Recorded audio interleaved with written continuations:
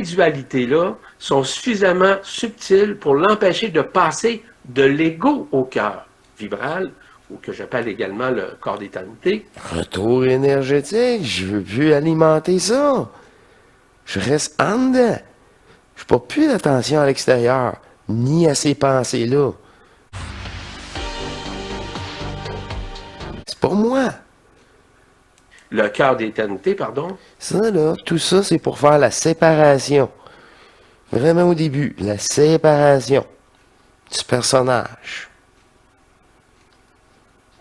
Pour plus qu'il y ait d'ego, c'est votre pire ennemi.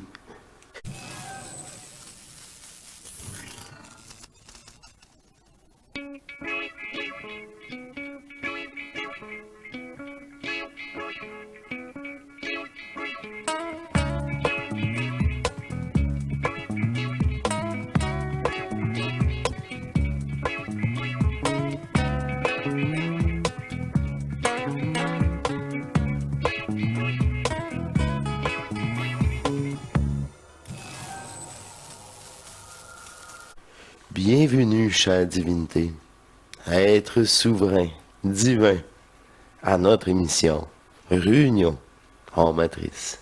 Il me fait plaisir d'être de retour après ces émissions très particulières, très particulières. Conscience hors matrice. On voit les deux brins dans l'ADN, les deux parties qui doivent être unifiées. Et c'est vraiment le centre, comme démontré, dépolarisé. Vous comprenez? C'est les deux ensemble qui permettent cette dépolarisation. Comme les brins de l'ADN, au centre, il y a une énergie qui s'accumule, intemporelle.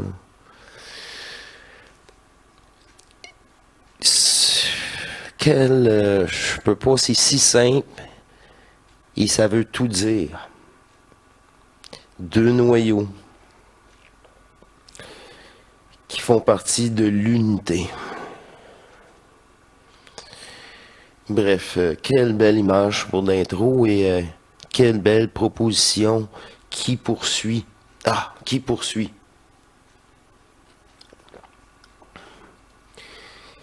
Les suggestions sont magiques et tellement faciles. C'est moi qui manque de temps par moment. Et cette suggestion, c'est un marathon, encore une fois, mais un vrai marathon, cette fois-ci, de 4 vidéos que je vais faire en soirée avec vous. Et je commence immédiatement, c'est l'invité des deux filles du Saguenay. C'est bol. Ils vont fort avec l'invité. Le retour de Yvan Poirier qui revient avec nous. J'ai préparé ça là, avec cette suggestion divine. Il va y avoir vraiment 4 vidéos. Et ça me fait plaisir de présenter Yvan Poirier et les deux filles du Saguenay. Allons les rejoindre immédiatement.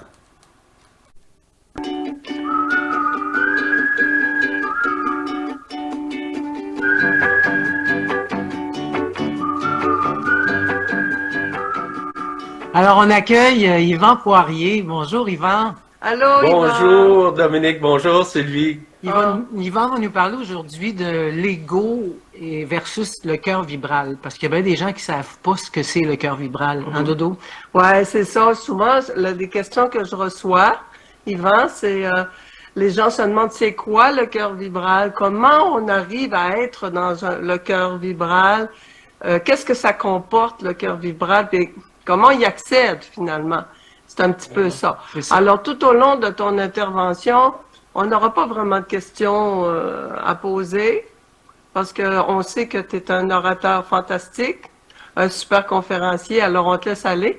S'il y a un petit quelque chose qui nous passe, qu'on veut peut-être éclaircir, on le fera. On te posera une question. Mais on te laisse aller, Yvan. Ça va être spontané. Fait que, Excellent. Allez, bonne Excellent. écoute tout le monde. Bonne écoute on tout le monde. t'écoute. Vas-y. Ah, merci beaucoup, Dominique et Sylvie, de m'avoir invité pour vous parler justement de ce que moi j'appelle le passage imminent et évident de l'ego au cœur vibral, ou qu'on appelle également le cœur d'éternité. Il va me faire plaisir justement de vous expliquer certains mécanismes qui sous-tendent justement ce passage. Ce passage est très important. Mais j'ai pensé dans un premier temps de vous parler de la résistance illusoire de l'ego. Comment fonctionne l'ego? Pourquoi? Parce que l'ego, il est un frein au niveau de la conscience parce qu'il pense qu'il connaît tout. Il pense qu'il est toujours en avant de tout, puis en tout cas, peu importe. On n'a pas à juger l'ego. Vous allez comprendre pourquoi, parce que je vais vous en parler de l'ego afin que vous compreniez son mécanisme de perception, son mécanisme nécessairement qui il est souvent dans cette réticence, dans cette résistance, dans le fait qu'il se gonfle parfois. Il devient soit orgueilleux ou encore il devient même condescendant par moments. Voyez-vous, l'ego, c'est un principe humain. Il est maintenu évidemment dans une enveloppe qu'on appelle l'âme, pour votre information. L'âme contient l'ego. Mais l'ego, dans l'âme, tout comme l'âme, sont toujours en train de bouger. Ça bouge. C'est une boule, l'ego, dans l'âme. Il tourne, est toujours en rotation. Il est vraiment cristallisé. L'ego étant cristallisé dans tous ses principes, dans tous ses concepts, dans toute sa façon d'agir ou de réagir aux situations. C'est cristallisé, tous des mots qu'on... Moi, Bertha, pourtant, là, nous autres, moi, je me considère un nobody. C'est pas moi qui écris plein de livres, puis qui dit... Non, non. Mais j'ai le même savoir, par exemple. Puis, c'est ça que je vous propose. Si moi, je suis capable, vous êtes capable. Exemple, s'il est en colère, il y a une partie de la colère qui est instaurée, qui est cristallisée au sein de l'ego. Et c'est la même chose pour n'importe quelle des problématiques. On pourra parler notamment, par exemple, des 7 péchés capitaux. Les 7 péchés capitaux sont tous en nous. Absolument. Et ces 7 péchés capitaux-là, sans les nommer, on ne rentre pas dans ces détails, vous comprendrez. Ce qui est important de saisir, c'est que l'âme contient nécessairement une infrastructure. Et comment, je vais vous expliquer également comment l'âme est construite. Et comment l'âme joue, performe avec l'ego, parce que l'ego suit l'âme, mais l'âme suit également l'ego, lorsque l'ego, par exemple, grossit. L'ego peut, quand on dit une personne, la personne elle a un gros ego, c'est que c'est vrai, dans le sens que l'ego grandit dans l'âme, il prend toute l'enveloppe de l'âme. Et c'est à ce point-là. Il prend beaucoup de place dans l'âme. Parce que devient parfois vaniteux, orgueilleux, ou encore pensant qu'il connaît tout, qu'il a fait le tour du monde, il est allé en Floride. Vous comprenez ce que je veux dire, là? Bon. Et ça arrive, des choses comme ça. Il a une forme avec de multiples facettes qui s'agencent les unes aux autres, ce qui crée le caractère de la personne. La personne ou l'ego, hein, c'est la même chose. On l'appelle le personnage, on l'appelle l'ego, on l'appelle la personne. C'est l'esprit, là, qui alimente l'âme, mais c'est ça que je vous parle. C'est l'énergie qui est polarisée. Une manipulation d'énergie, toujours. Dans un cristallisoire, un jeu fermé. Celui-ci ou celle-ci est rempli de mémoires volatiles. Les mémoires volatiles, ce sont des mémoires qui circulent dans l'âme et que du moment où l'ego s'approprie une situation, par exemple, il devient orgueilleux, automatiquement, il se cristallise. Il y a une partie de l'ego dans sa rotation qui se cristallise. Ceci fonctionne par énergie électromagnétique, électrochimique, électrique aussi, électronique aussi. Électronique, électrochimique. Ils ont tout dit. Je fais en sorte que la fréquence de la personne, ça peut être de son esprit, où ça vient, ou encore ça vient nécessairement de son personnage, de son histoire, de son expérience, de son mental ou de son expérimental. Ceci est possible.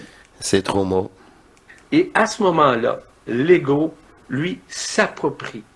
Du moment où il s'approprie, il cristallise dans son ego, dans son infrastructure, une cristallisation. C'est comme une partie, comment je vous dirais bien, qui est vraiment ancrée au sein de l'ego. Plus il grossit en ego, et plus l'âme est diluée en tant que telle. J'espère que je suis suffisamment clair. Lorsque je parle de l'âme, c'est une structure géométrique qui a pour raison d'être le fait de vivre l'expérience dans la matière. C'est ça. L'âme a besoin d'expérience. Elle a été créée pour se manifester dans la matière. En somme, c'est un casse-tête. Quand je parle d'un casse-tête, c'est une structure semblable à une mosaïque, avec de multiples formes. C'est comme ça que l'âme est construite. Tandis que l'ego, là, c'est cristallisé. C'est comme une roche, pour vous donner un exemple très simple. Mais une roche, par exemple, là, qui se cristallise avec des particules en tant que telle. Disons que c'est une roche qui est fluide, mais que du moment où il s'égoïse en tant que tel, il se cristallise. Et plus il se cristallise, et plus il amplifie, il prend la place au sein de l'âme. C'est comme ça que ça fonctionne. Et pourquoi je vous dis ça? Parce qu'évidemment que j'ai vu comment ça fonctionnait, ça fait des années qu'on en parle. On parlait de ça dans les années 70, 80, notamment avec Bernard de Montréal, avec Daniel Kemp. Nous parlions de ça.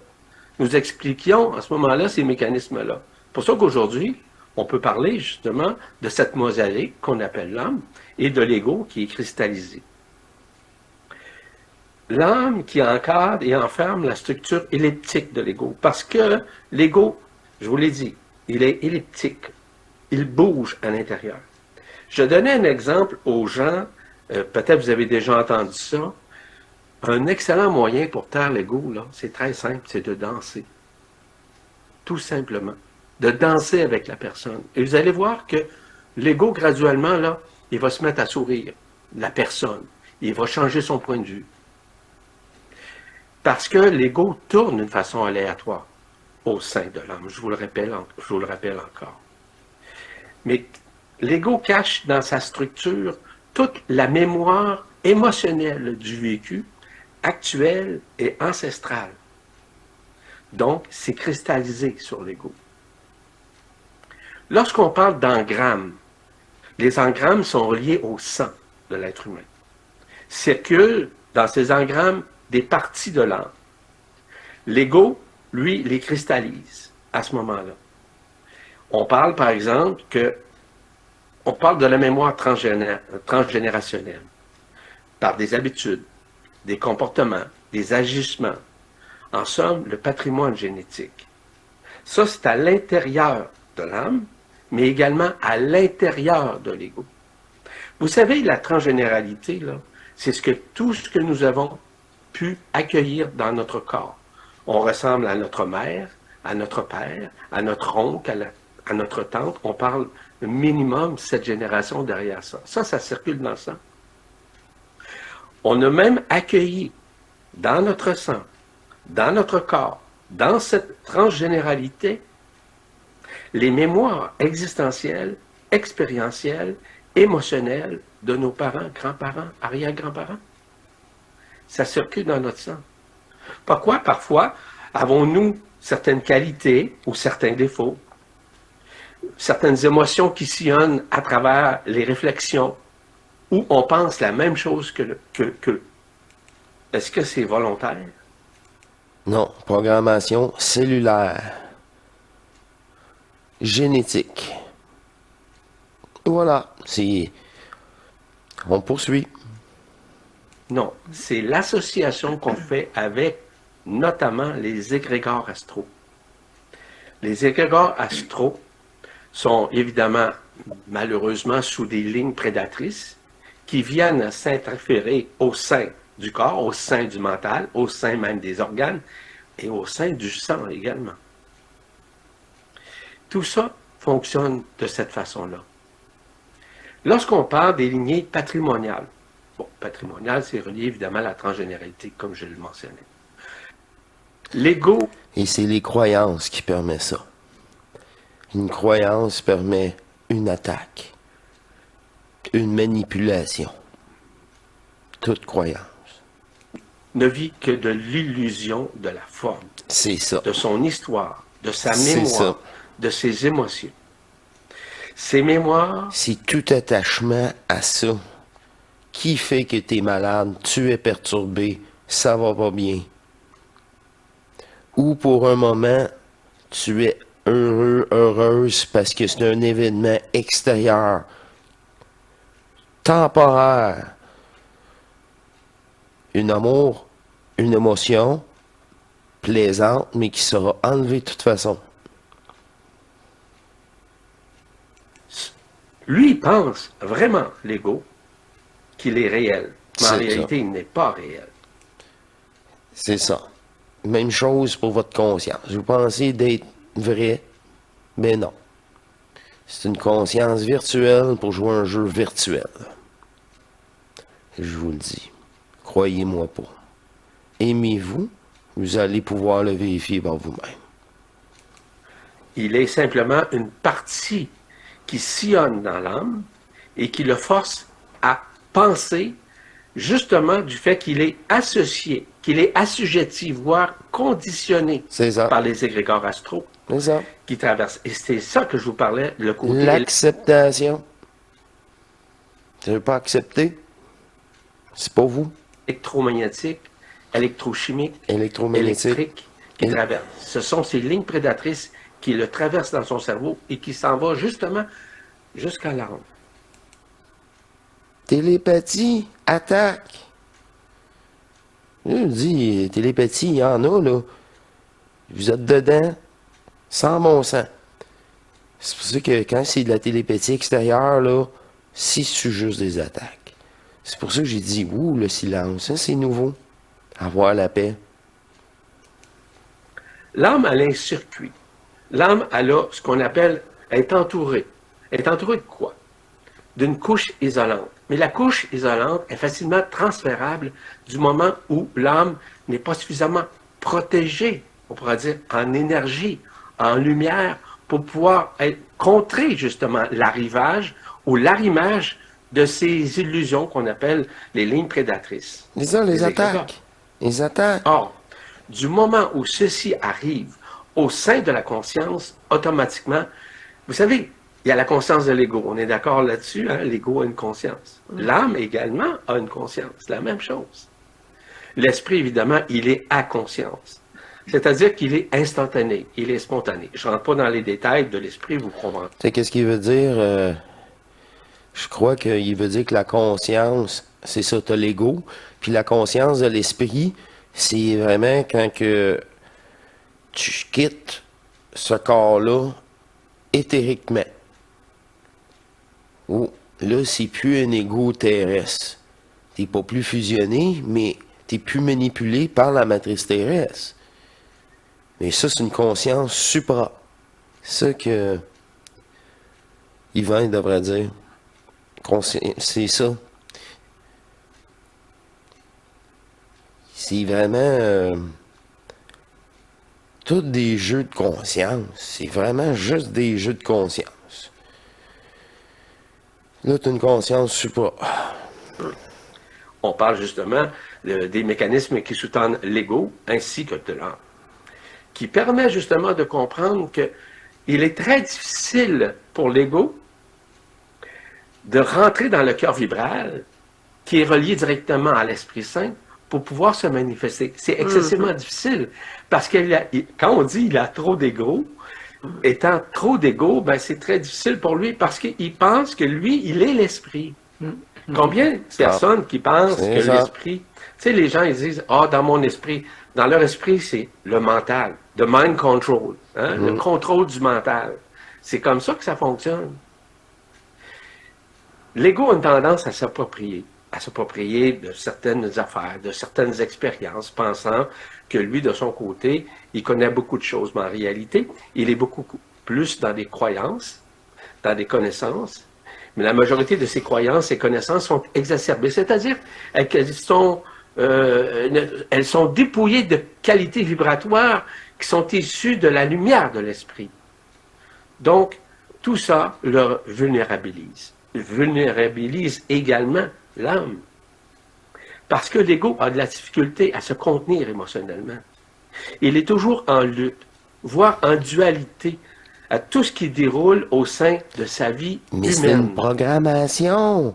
C'est une programmation. C'est plus fort que toi. Parce que tu subis le personnage. Non, j'arrête ça là. J'irai pas perdre mon temps. Wow! C'est ça.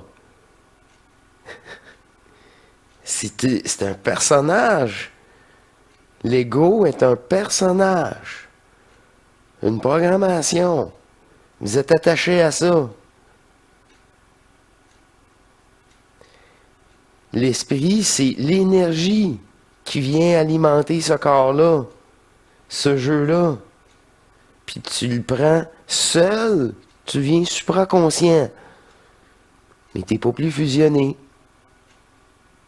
Et ces dualités-là sont suffisamment subtiles pour l'empêcher de passer de l'ego au cœur vibral, ou que j'appelle également le corps d'éternité. Retour énergétique, je veux plus alimenter ça. Je reste en dedans. Je n'ai pas plus d'attention à l'extérieur, ni à ces pensées-là. C'est pas moi. Le cœur d'éternité, pardon. Ça, là, tout ça, c'est pour faire la séparation. Vraiment au début, la séparation du personnage. Pour plus qu'il y ait d'ego, c'est votre pire ennemi.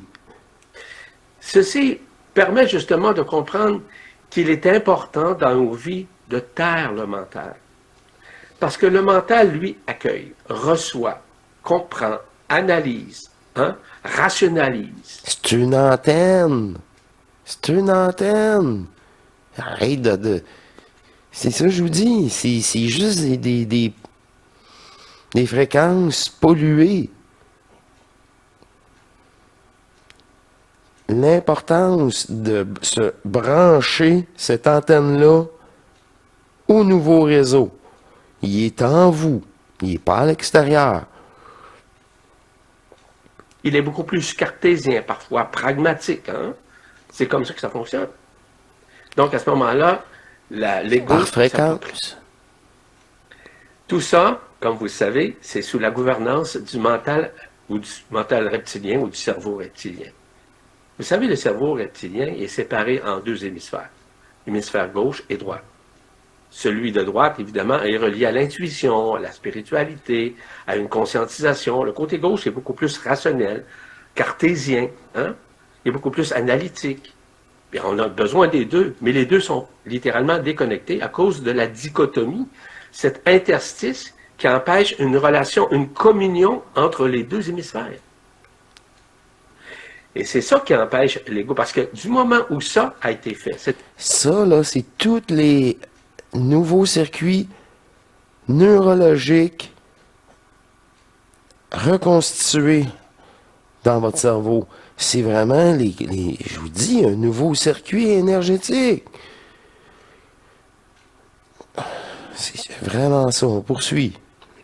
C'est-à-dire que la fusion des deux contreparties du cerveau se sont fusionnées. C'est ça. Automatiquement, l'ego commence à disparaître. Sa disparition va être très intéressante à vivre en conscience de la part de la personne qui commence à comprendre, par exemple, son introspection, sa conscientisation. Ça. Sa programmation. Réaliser qu'elle était juste manipulée tout le long.